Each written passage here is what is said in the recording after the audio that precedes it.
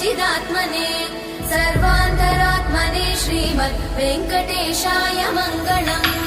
स्वतः सर्वविदे सर्वशक्तये सर्वशेषिने सुलभाय सुशीलाय वेङ्कटेशाय मङ्गलम्।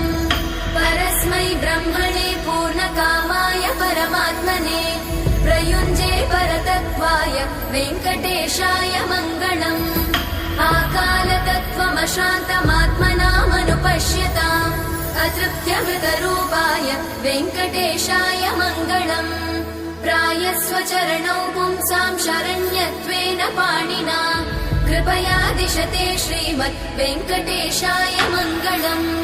दयामृततरङ्गिण्यास्तरङ्गैरिव शीतलै अपाङ्गैः सिञ्चते विश्वम् वेङ्कटेशाय मङ्गलम्। स्रग्भूषाम्बर